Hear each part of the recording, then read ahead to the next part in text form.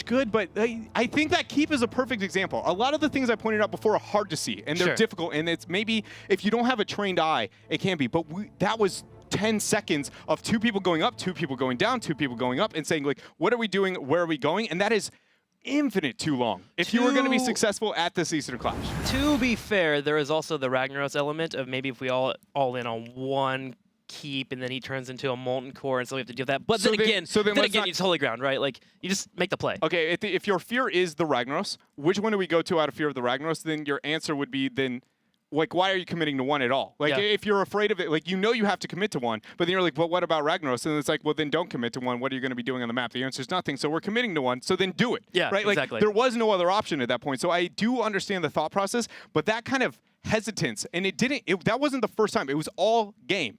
That was by far the weakest that I feel like I've ever seen this team perform, and I'm very scared for their success in this future in this tournament after that game. We'll have to see if Tempest can turn it around, of course, in Game 2, and of course, Game number 3, if we do go all the way to the ending there. But, you know, Tempest, again, it was the first game of the day. Maybe it could work out for them, but the hesitance definitely showing there. Duck Duck is going to be called out the MVP there with the 715 KDA with his Greymane play. His Greymane play was pretty solid. I do feel like, for the most part, it was Tyrael and Sonya that I was looking at a little bit more. Sonya played better than Tyrael. Sonya, a Modern Life there had, especially in the 2v1, he did a lot of really awesome things that entire game. But Duck Duck very much was, you know, the executioner when necessary, and that was what the composition needed. I feel like, you know, those numbers would be that much higher if Sign, in my opinion, had been able to get that performance that he needed to be able to enable him, because it's a must-have in that type of composition, right? Like, why that type of composition maybe struggles so much in the North American scene, being able to synergize, you know, and use that Tyrael and the Greymane at the exact same time here. But yeah, Duck Duck himself did very, very well there onto the Greymane. Solid play over by Tempest. Hopefully they can clear it up a little bit. I do want to talk about the Zagara pressure constantly coming your way, and if you're looking at that composition, who is the hero that you send to defend and actually deal with that pressure? We saw it being Lucio. It's Sonya. And Lucio maybe makes a little bit of sense. In a way, he does have the speed boost. He can get to a team fight fast enough. It is Brex's holdout. It is relatively small, but I think the idea was once one member walks away, Zagara automatically defended and pushed away from her push right away. But if she had isolated and realized that it was Lucio, then I think I agree with you. Then suddenly you have no way to defend that pressure that comes your way, and you lose keeps left and right. Yeah, you send the Sonya. Not only did she do best when it comes to wave clear and least fear of dying to the Zagara, but more importantly than anything, the counter kill potential. Whereas Lucio does nothing in those departments, other than the only argument I can see is trying to have him be the fastest from the base to actually getting to Zagara, and then that you would flank from behind. Sure. You know, the immobility that you can provide with your Q, knock her away from her Nidus, and then suddenly somebody else flanked. But that was obviously not the rotation they were going for. And so things are just crumbling, it seems like, at least for Tempest. They do get game 1, but we have, you were talking about an entire tournament in our hands. This series is, you know, I wouldn't be surprised if we see Zero now turn this around, because that was their game to lose, and they gave, you know, the only fight debatably Tempest could have taken to win that game. They gave it to them. So, you know, it just kind of round that out. Zero step their game up a little bit more, not worry about, you know, panic bosses like that. And I think this is their series. Zero Panda will be moving over to Dragonshire for game number 2 here in this best-of-3 series, but hopefully they can shake that loss, because that is one way where you feel like you're outplaying your opponent the entire game and you make one dumb call in the end, and suddenly maybe you kind of doubt your shot caller. Now, this is China, of course. When it comes to China, their shot calling, one of the best things about their shot calling, whether it's a good or a positive in most scenarios, is that when it's made, they just go in. There is no stopping. There is no hesitation. They're a team that always will do the call if it's been made. So hopefully if the shot caller cleans that up a little bit and they all respect that, they should be good to go here for Dragonshire. Now, what do you think about Dragonshire in terms of trying to spread out this Tempest team? I think it's only going to hurt Tempest, right? It feels like that's going to be the case, that now this individual decision-making has to absolutely be on point for its map like this. And now that we know Zero kind of has that Zagara in their arsenal, you know, that they're comfortable with the Nidus network, this is another map where that's going to be very viable. That being said, things like Dahaka and Falstad are that much more prominent to where it should be able to deal with the counter pressure very easily if that comes out. Yeah, I think it comes to a point on Dragonshire where you just have to force a team fight, and obviously Dahaka is much better in that regard. Tempest will be grabbing their Zarya. This is a tried and true tradition. Basically in Korea, they love their Zarya gameplay. They can really be on top of point when their team fights. There is that Falstad and the Dahaka, the double global pressure coming out for Zero. The double global. So how does Tempest deal with that, right? Because we already saw in the last game, they very much struggle with the idea of where their opponent's going to be applying pressure, and if they don't get the fight they want, how do they deal with that? So initiation is what I'm looking for on the side of Tempest, not a difficult initiator like that of Tyrael we saw in the last game as a solo warrior, and having nobody else to really kind of try and force that. So, you know, Zarya, decent when it comes to initiation, as long as there's, you know, a tight chokehold to be able to zone off with the expulsion zone. Muradin is the first thought for me, you know, something I would really like to see with ETC off the table to be able to make sure they get that lockdown that they want. Wouldn't mind seeing Diablo either, actually. Diablo's fallen off level. We saw a lot of Variant in the past, but before Variant, it was Diablo. Now, with Variant, of course, not having his Warbringer charge anymore, that could be the option. But there is Vala, there is Muradin, so now we have that combo of Zarya, Vala, and we have Muradin, which, again, has become one of the premier warriors that you will see in Korea often. They just seem to really pull him and make sure to get every single ounce of incredibleness, is that even a word, out of him? Yeah, they know really how to min-max him very, very well. And I personally, I like it. Every time we see them on it, the playmaking potential out of Muradin is off the charts in my opinion, and I'm saddened to see him fall off, it seems like, so consistently towards the western part of the world. But we do get a nice dose of him here with the Korean teams.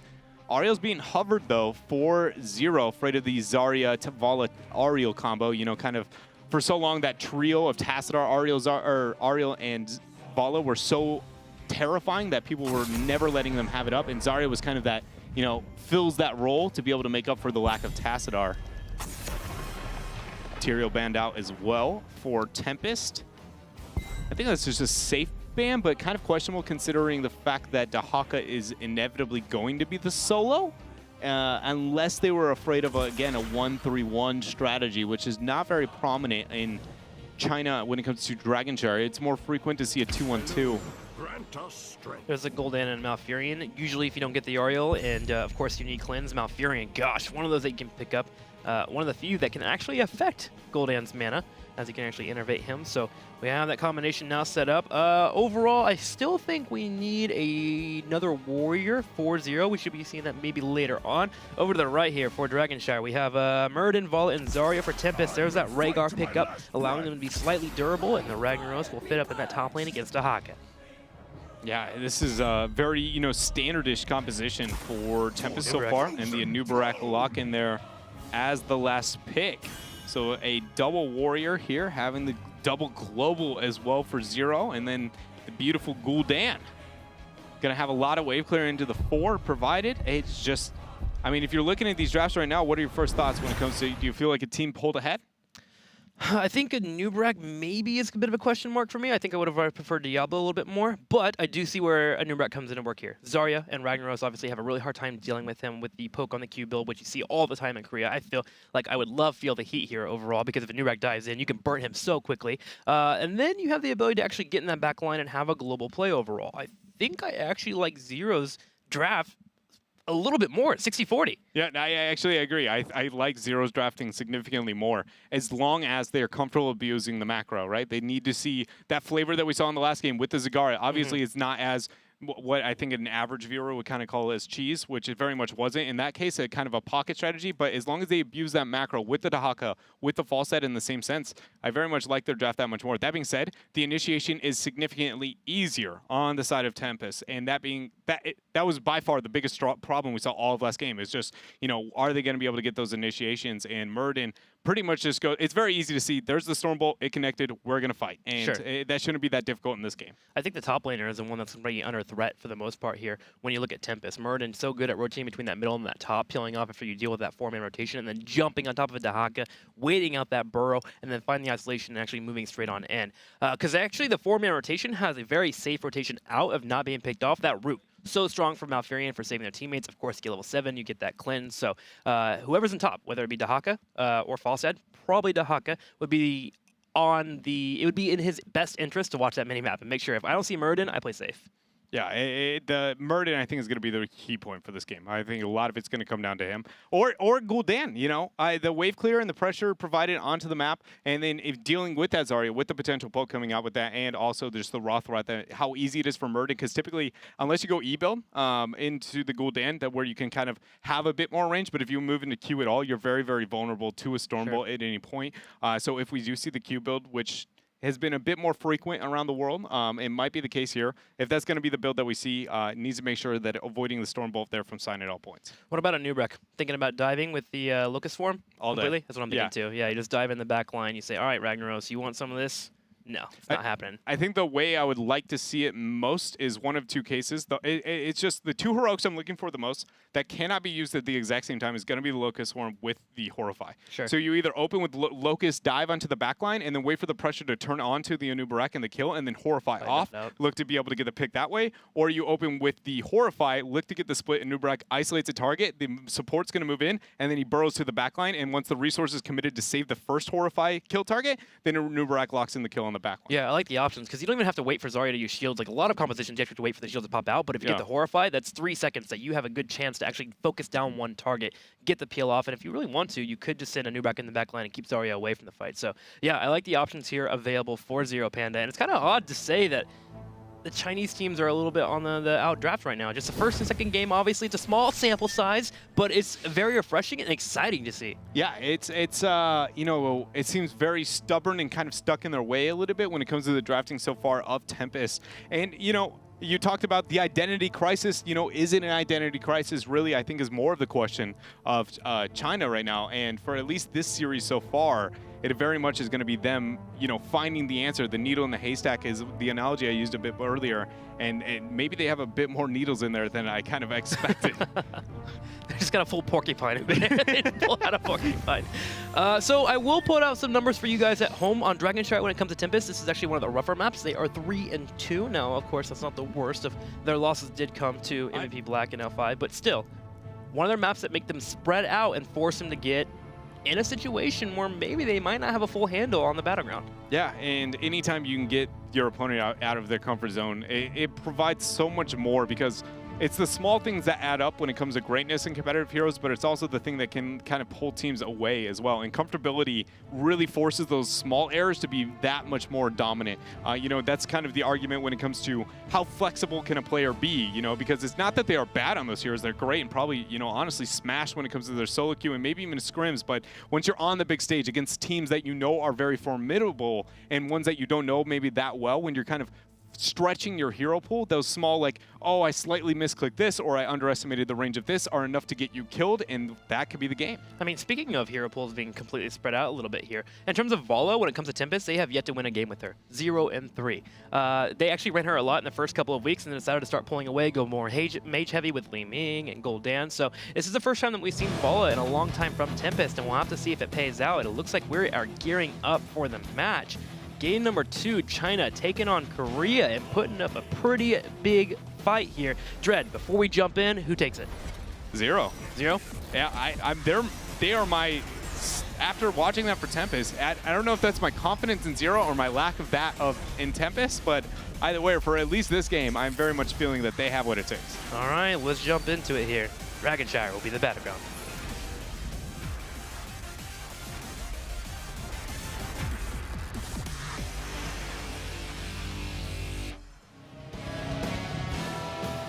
So much epicness. Yeah, man. Ugh, I want to use it all the time. Look at this. This is so cool, man. Why can't I have that everywhere in my life, just floating around above my head? We need one of those for us. Oh, yeah, Why don't we have a right above your head? Dreadnought. Here's Wade. I'm Trick.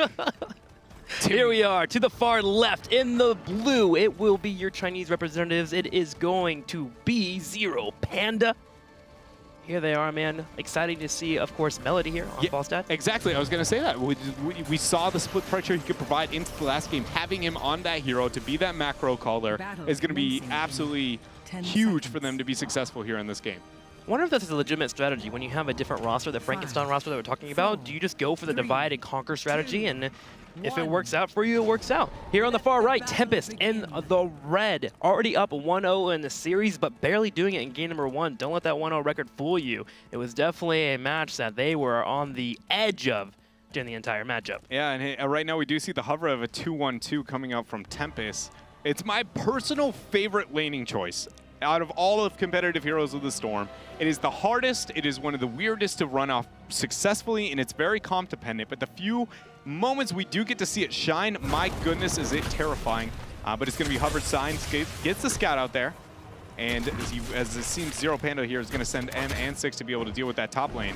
Oh, Falstad rotating into the top right. They're moving on in. It's going to be a 3-on-2. Modern Life is being focused down, and that is going to be a dead Fire Lord. And that is the first blood here. Zero stepping ahead early here, 52 seconds. The last game, it took them a bit. You know, they needed the Night. It seemed like Nidus was with their key point. They were going to wait that out, but not the case here today in game number 2. But they're going to be keeping the laning phase. Falstad is remaining up top. Such a, my goodness, huge flexibility when it comes to where they make the rotations for Zero so far in this series. Between the Nidus network into, you know, the medevac up to the top half of the map, but now running this, you know, committing 3, but then keeping Falstad up in a solo. This is unheard of, you know, compared to other parts of the world. Because it's so hard to get it right. You can mess it up so easily if your rotations aren't on point, if you're not competing with each other. But right now, Zero's trying to keep up with it. We do have Falstad pressure in the top lane. He tries to barrel away. Sign jumps in, does hit him. Falstad will fall victim there to Muradin. That was so strange to see that decision making come out from Zero. Lay it on us. Okay, so Falstad doesn't win that 1v1 100% of the time, except for post 4 if he keeps his W full on that. That being said, he's going to auto attack build, which means he's going to go, hold on, lockdown. Can he get a kill? 6. Working it in. Gonna make it out. All right, so Falstad can't win that 1v1 unless he has hammer gains like very late into the game, or having the W at 4, and he has neither of those. So then he goes for the trade. Nobody went for the rotation to be able to peel for him. And then suddenly when he barrels out, it's like, well, here's a wild Muradin to confirm the kill. But what was the thought process of contesting in the first place out of sneaky? I'm just very lost.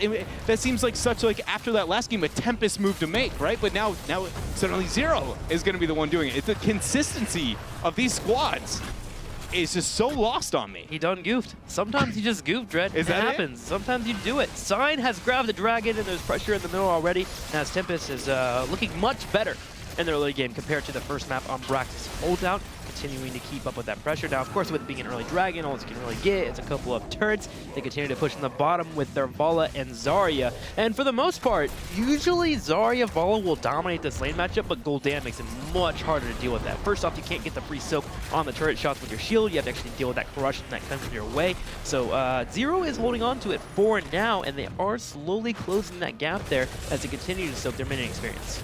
One thing we do have to keep, or kind of note, is that I was talking about the Gul'dan and what build he moves into to be able to deal with the Muradin and the pressure. So he did go with the traditional E build. We see the Echo Corruption, and how that's going to be able to make up for the late game. It will put more pressure onto Rhaegar. Rhaegar didn't move into the reduced duration or reduced healing cost into his early talents there, so that means typically not going to Spirit Walker's Grace, which is what you do to make up for late game Gul'dan heals if you are the Rhaegar. So once Echo Corruption's complete, especially post 16, I mean, GD is going to have an absolute heyday on Tempest's health bars.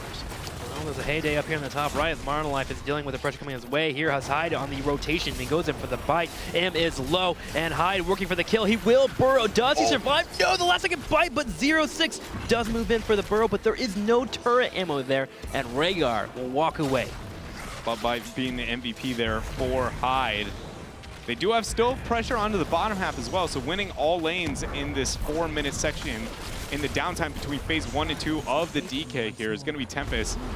Very different story than what we saw in game number 1, pulling that half-level advantage, whereas it was inverse into the last game, having Zero have that. And again, we're going to see that 1v1 matchup. GD. Oh man, that Stormbolt. Late cleanse coming out from Tau as well. Zero starting to fall victim here to Tempest as they continue their pressure. Hyde has soloed the mercenaries down here on the bottom right. We'll need some assistance pretty soon here. Lockdown will show up to help out, especially with Gul'dan being taken away, but Tempest has eked out a major lead here. Close to level 10.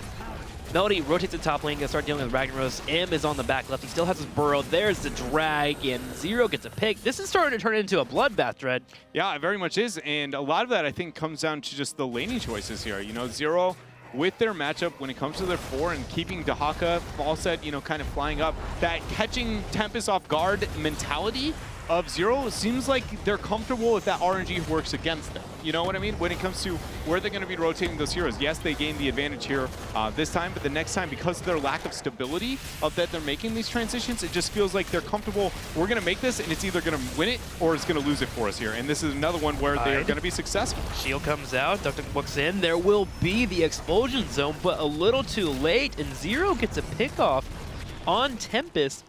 down heroic abilities. Now the globals did work out. There is a Dragon still going over to Tempest, but yeah, I think I agree with you. Like Zero just seems to have no fear. If this fails, whatever. Yeah. It's like, well, you know, we could commit 3 to top, and it's like, well, they have 2 people top that could be risky. And it's like, well, we're going to do it, and it's either going to work or it's not going to. And half the time they do it, it looks like absolute brilliance, like we saw at level 1. The other times you're kind of, you know, sitting at that, well, Falstad just took a 1v1 into Ragnaros that there's no way he's going to be successful. So, you know, that consideration, it's almost that surprise factor, they're okay with it not being in their favor at all points. I think it works out in particular against Korean teams. They're so used to certain standards and certain rotations. So the entire plan here is just to throw toolboxes at your opponents constantly, just mess them up there. It works. Ruin their engine. And it's working slightly here. However, Tempest continues to hold on. But imagine if we get into the mid to late game scenario where suddenly death timers are around 30 to 40 seconds and you get that pickoff. It can be completely rewarding. They continue it. Another takedown on lockdown. We're going to have Murd in the top right. There goes the mighty Gus. Melody attempting to retreat. He has already used his barrel roll. We're going to have Xiao with the heal. And they should be able to save the Falstad. Auto attacks being worked in. Sign will walk out with the Ancestral Healing. Modern Life comes in though. Takes out. So Fierce Smash does miss. There's a drag there on Ragnaros as well, but Zero is falling victim. We have GD consistently trying to apply some damage with the Fell Flames, but they will not get any takedowns. That was so well done there. You know, the first initiation coming out from Zero, Gul'dan getting a lot of damage, drops the Horrify, then we see Melody C fly in, get the kills, but the counter response from Tempest being near flawless, and they turn it around. The question is here, you know, how much macro pressure can they get out? Because it's going to be necessary here against this double global. Because typically when you are facing on Dragonshire against Zero globals, if you get this pressure in this downtime, it's going to be, it doesn't matter that much. It's just a little bit of success. But if you do it into double globals, that means suddenly you have that much more control. Melody C getting caught here, going to force the Gus. You have that much more control over the globals. Suddenly the globals actually just seem like a normal hero because you're constantly keeping track of them purely off your vision control, where that's not the case typically when you know, they don't have those. So. But it's difficult to get that macro control. You have Gul'dan who clears waves instantly. You have Dehaka who clears waves instantly. You have Falstad that can manage waves well.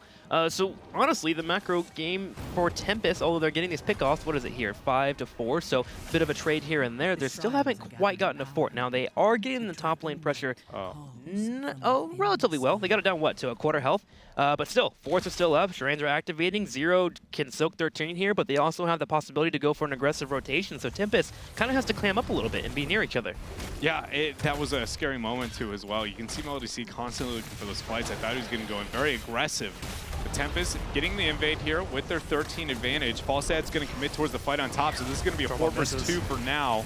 No connect there from Sign, but it's going to get him the camp. Ragnaros got caught in the top. Yeah, that was the Falstad flight I was talking about. Very good. Well done here from Zero. So Tempest got a camp at the cost of the Fire Lord. I'm going to say that's worth here for Zero as they catch up with talent tiers.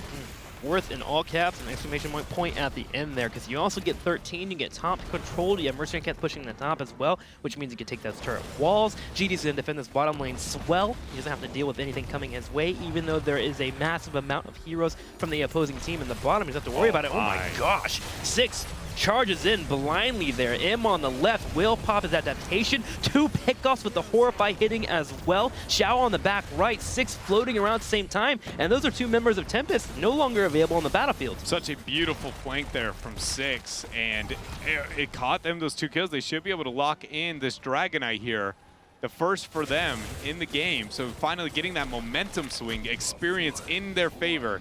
A Dragonite now is going to be able to help them set the structures into their favor as well. Things seem to be falling apart here for Tempest. And, you know, post 20, you do not do well into Zero's draft. When you have a double global on Dragonshire, if you do not you do not control one shrine. You are 100% taking a fight on an area of the map that you do not want to, purely based on the fact that you don't get to choose anymore.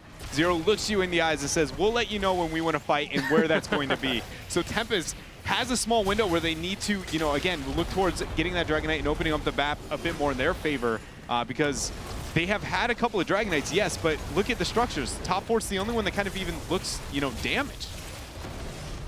Big punt there from 6. Did you happen to see the movement there from Zero? Hang on here, the new wreck gets picked off. So they faulted some pressure in the middle lane, hoping that, Modern Life taking some damage here, so Fierce comes out, but Melody does not care. He face takes it, and then he delivers bolts to the face of Ragnaros. Another ping.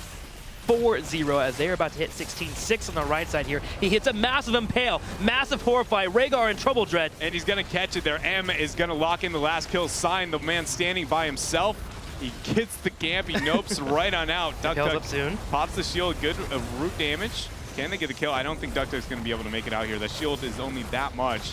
And the Locust Swarm confirms the kill here. Sign is going to be the last man standing. Bottom four not going to fall over. But I wanted to know, even like when it comes to that top four, the things that I was talking about is like that flight came in behind the sidewall, which is actually on, you know, on Tempest's side. So he saw that flight.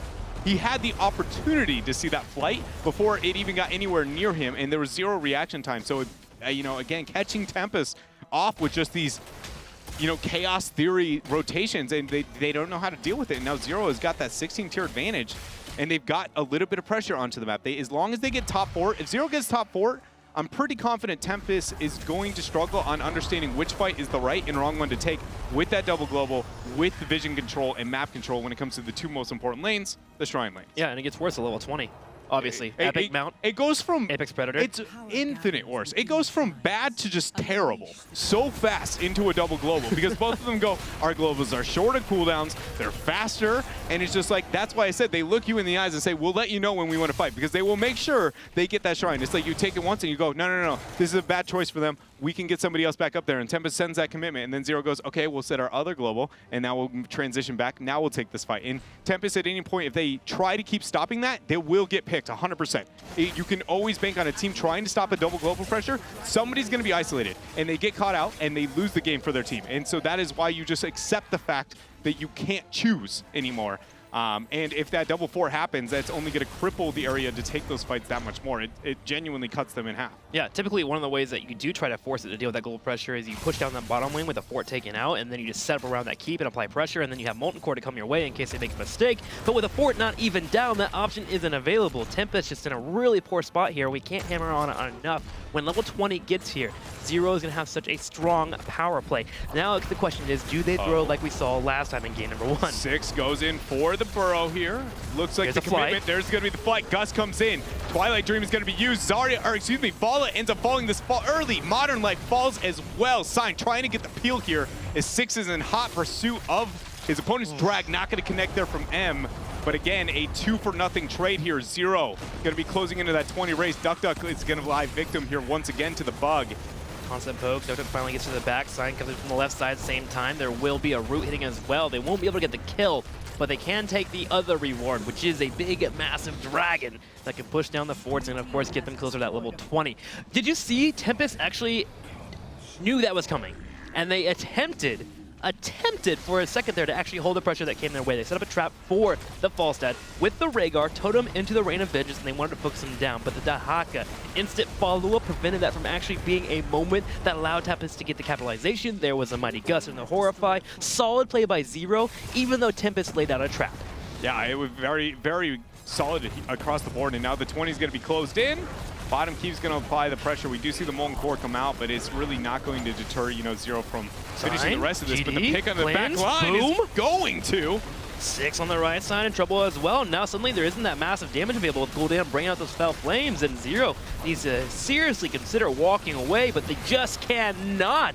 Follow works in those auto attacks. Falset's still in the top, and suddenly it's kind of looking like we have a repeat from game number 1. Yeah, it very much feels like that is going to be the case. Luckily for Tempest, there's no boss on Dragonshire, so things are going to be fine. There's going to be a punt attempt once more. Zero just trying to peel off. But I was going to say that, you know, typically the Molten Core isn't that big of a deterrent as long as you're only looking towards the front wall. But that perfect flanked, you know, onto the back, it was enough, you know, without having M there apparently to be able to peel as the Dahaka. They really just didn't have those tools. But Tempest here still down the 20. But they will be able to pick it up before the next Dragon Knight phase as long as they apply any pressure at all, which we see them doing so here into the mid. So they have made up for that department. But they again are going to have to accept the fact that they probably cannot choose the next fight where they want it to be. So just making sure wherever it is, it's going to be as a 5-man unit. You know, when that flight comes from Falstad, Melody C there, or when M makes that burrow, they need to make sure they're there as a unit. As long as they get that proper response, their post-20 team fight, in my opinion, is better, but it's just whether or not they are there and have the response in the proper time. Yeah.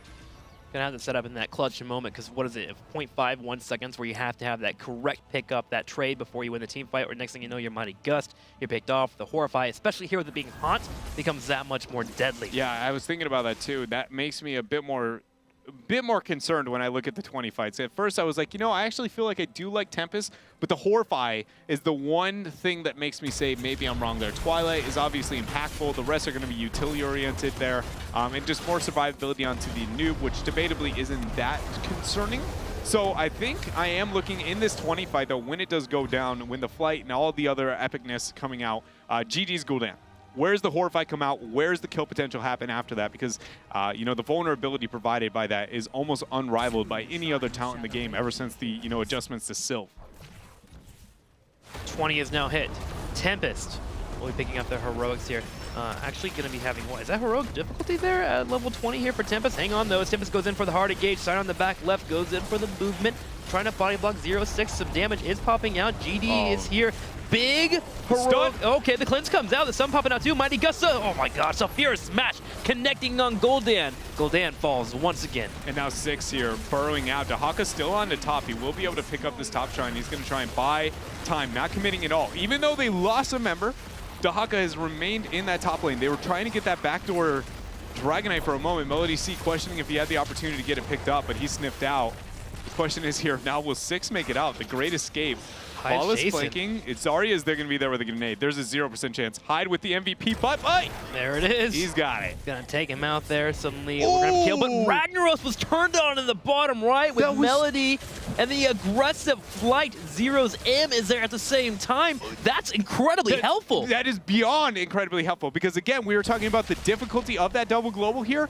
Now it's one-man disadvantage is enough for them to buy time so no DK goes over to the side of Tempest. Because look, you commit to bottom, Dahaka goes, thank you, I'll take top. Now if you commit to top, False goes, thank you, I will take bottom. That is why this double goal was so hard to deal with, because it's not, Tempest can't just win a fight. They have to destroy a fight before they can pick up a DK, because they have to control all those lanes. Is Falsa going to play bottom here? We have 2 in the top. It looks like they're actually making an aggressive play to head the top lane here. However, the Dragon's being grabbed. Falsa does fly in. They're looking at Rhaegar. He jumps right onto him. Will bring out the damage. Big Mighty Gust. Zero. No way Can he hit the drag? He misses the drag, and the explosion zone does pop out. We're going to have Shao move in for the aggressive play. The root misses too, and Tempest will survive. No Nubarak. Murden with the flank. Sign goes in. So confident. One storm bolt. There's the rain. Good Horrify is going to buy time. Falls. Twilight Dream there is going to be used, but now Tau with the ice block purely buying time.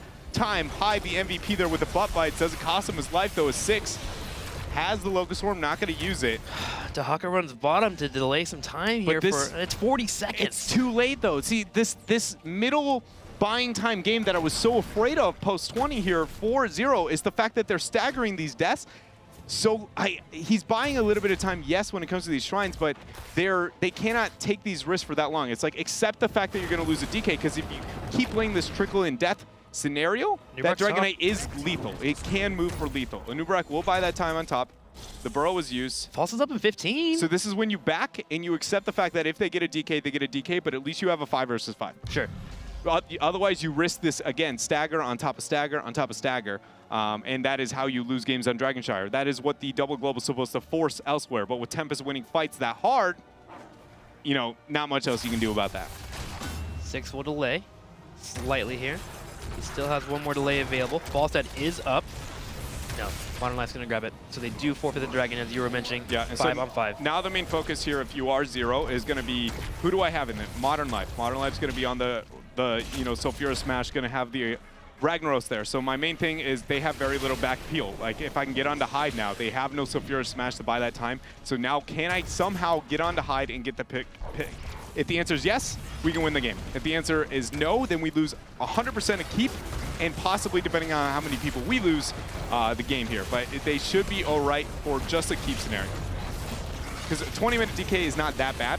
A lot of people overreact to Dragonite strength. It actually isn't that phenomenal until you hit that, you know, 22-24 range. Yeah, especially with Horrify being here. It's incredibly hard to go for the hard-in push. Yeah.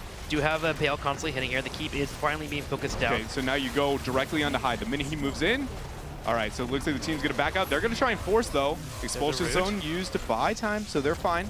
And it's fine on the right. We still have our Epic Mount available soon here. In a couple of seconds, it will be up once again. We're going to have the Apex Predator if there was going to be an engage. Only one keep has fallen, so Zero continues to stay in the game for now. And they have both their globals up, so when the Dragon Shrine dance does occur in the next few minutes, they should be fine if no one gets picked off.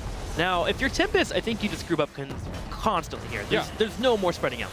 Yeah, you try. The only time you do is when you separate Vala only, or maybe Rhaegar or no, Ragnaros would probably be your best, just purely onto just wave clear, like top pressure right now. You know, sending somebody back to do that because with the double global, you need to at least have one of those lanes pressured out so you have vision over one of the two lanes because, again, if they have vision control and they have double global, you are solely just walking into a poor fight where somebody's going to be bound to be picked. But that double pressure on bottom when it comes to camp, now the clear coming out from Tempest, this is very calculated and what you would expect for top-tier Dragonshire right now. Nobody's taking any risk whatsoever. Now that we have made it to, you know, this point into the game, we're more worried about the next Shrine phase. No team has small power plays to make on one another, especially considering, you know, the only answer that Tempest really could make into the game now is going to be on the Death Bridge. So just waiting for this Shrine phase as the Giant's going to come out here 4-0. Falstad currently sitting in the middle of the map here. If he does see a rotation, can call it out to his teammates. Yeah, the fact that nobody sniffed that out this long is actually huge when it comes to intel for Zero. The lack of intel due to that rotation right there is huge. It's almost maybe better than seeing someone, to be honest, because you know all 5 people have to be committed towards that bottom half of the map and not interest towards that top wave at all. Six going to get stunned out, but he should be all right. Has still going to have the burrow. Falstad will be able to pick up on top. So Tempest accepted they don't get to choose, and the fight will commit towards bottom, or they're gonna try and rotate up towards top. All right, so they're gonna commit to that because they have that pressure through bottom lane. Bottom is the best fight for Tempest, without a doubt. Just because the lane pressure that they have over time, but it looks like they're going to try and abuse that factor even into this double global with the Dahaka and the Falstad. I wouldn't mind seeing an aggressive play for them on the bottom, though. They have their Molten Core, they have the catapult pressure that you were alluding to. You can protect that. Yeah. Just watch out for the Falstad play. It's relatively simple, especially with Sign holding on this bush control on the top right. They should be good to go, but they seem to be a little bit timid here. Dahaka and Falstad has made the decision here to make an aggressive play in the top right. Get some pressure continuing on that Death Bridge. You're not going to get too much from it, but again, trying to get Tempest away from the area that you are fearful of. That's why they cleared the side walls. No, he's going to back. All right, I thought they were going to try and bait him out. He might look to bank the burrow later on. He hasn't shown into sight. Melody C now for the first time he's going to be seen. Stormbolt not connects. Epic Flight, he's out. And now we do see Six there on the Anubarak rotate to capture on the bottom. This is bad 4-0 now because the global is not the one capturing this shrine. Oh, this is such good rotation to transition to Haka as well. Hyde ends up dropping the totem just to make sure that if the DK is going to be picked up, he can get the interrupt. But this is, you see Tempest constantly clawing. Like, where do we go? What is the shrine we can get? Because and it's so hard. It's honestly a guessing game when we get this late for Tempest. It's not the case for Zero, though. Zero has the choice. They should be able to manipulate, but Tempest just kind of goes, well, this is the only one we're going to get. Pressure on the Giants in the bottom right. I do think there comes a point when Zero has enough intel and they continue to start isolating and realizing that Tempest is rotating the top, that you make a play with the Giants on the bottom right and get pressure on that keep. Something. There is always the power play for the double global. There always is. And that's, did they get the dragon? They got it. They got it. Okay. Nubrak's on the bottom. Now, if a Nubrak falls here, it shouldn't matter too much. Hardened Shield's been popped up. Zero is making a big rotation in the bottom. Does he have burrow charge? He does not yet, at least. The Horfah is going to be used. Vala? Vala is so split. The Twilight Dream! They get it! Big drag 2 on Zarya in the bottom right. GD's working it in. Sign dies in. He knows he has to make a play now. Hides in the back left, working in the Rhaegar. Auto attacks the Dragon in this fight. So Fierce Smash does connect with Gold Dam, but Melody continues to chunk any member around. No, Tempest is winning the fight.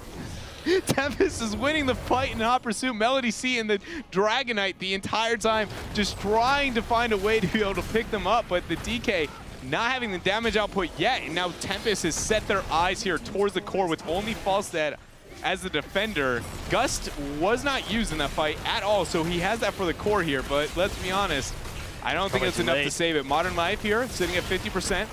There is no Ancestral up to be able to get that 60% when it comes to the dragon away.